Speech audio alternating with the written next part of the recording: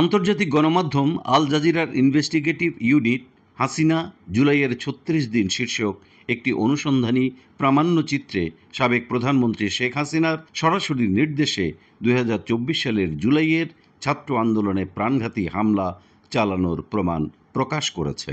আল জাজিরার দাবি, তাদের হাতে এসেছে গোপনে রেকর্ড করা একাধিক ফোনালাপ, যেখানে শেখ হাসিনা নিজেই ছাত্রদের উপর গুলি চালানোর ওপেন অর্ডার দেওয়ার কথা বলেছেন।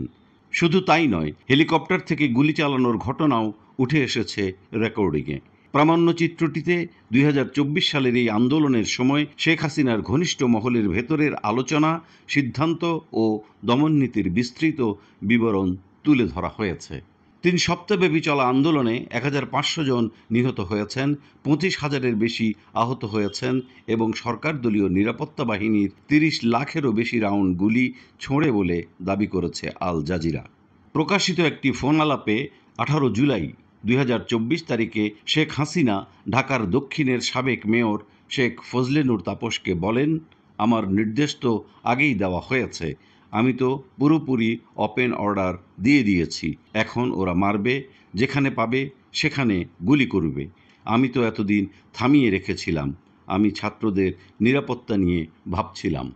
অন্য এক রেকর্ডিংয়ে তিনি বলেন, যেখানে তারা কোনো জটলা দেখছে সেটা ওপর থেকে, এখন তো ওপর থেকেই হচ্ছে, এরই মধ্যে কয়েক জায়গায় শুরু হয়ে গেছে, কিছু সরছে।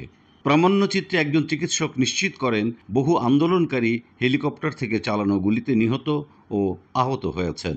আন্দোলনের মুখ হয়ে ওঠা ছাত্র আবু সাঈদের মৃত্যুকে কেন্দ্র করে ক্ষোভ ছড়িয়ে পড়ে। প্রামাণ্যচিত্রে দাবি করা হয়, সরকার হুমকি ও ঘুষের মাধ্যমে ঘটনাটি ধামাচাপা দিতে চেয়েছিল। শেখ হাসিনার উপদেষ্টা সালমান এফ রহমান ফোনে আবু সাঈদের ময়নাতদন্ত রিপোর্ট সংগ্রহে তৎপর ছিলেন। তদন্তে জানা গেছে, রিপোর্টটি ৫ বার পরিবর্তন করে গুলির কোনো উল্লেখ মুছে ফেলা হয়। পরে আতঙ্কে থাকা আবু সাঈদের পরিবারকে রাষ্ট্রীয় টেলিভিশনে শেখ হাসিনার সঙ্গে সাক্ষাৎ করানো হয়। আল জাজিরার দাবি, তারা ফাঁস হওয়া গোপন নথিপত্রে দেখেছে কিভাবে শেখ হাসিনার সরকার ইন্টারনেট বন্ধ করে সহিংসতার ছবি বিশ্ববাসীর কাছ থেকে গোপন রেখেছিল। আল জাজিরাকে পাঠানো বিবৃতিতে আওয়ামী লীগ বলেছে, শেখ হাসিনা কখনো প্রাণঘাতী অস্ত্র ব্যবহারের নির্দেশ দেননি এবং ১৮ জুলাইয়ের রেকর্ডিংকে ভুয়া বলছে তারা। একই সঙ্গে আবু সাঈদের পরিবারের আতঙ্ক নিয়ে দুঃখ প্রকাশ করলেও সরকার বাহিনীর অসদাচরণ তদন্তে শেখ হাসিনার আগ্রহ ছিল বলেও দাবি করেছে। তারা আরও জানায়, ইন্টারনেট বন্ধের কারণ ছিল আন্দোলনকারীদের ভাঙচুরে ইন্টারনেট অবকাঠামোর ক্ষতি।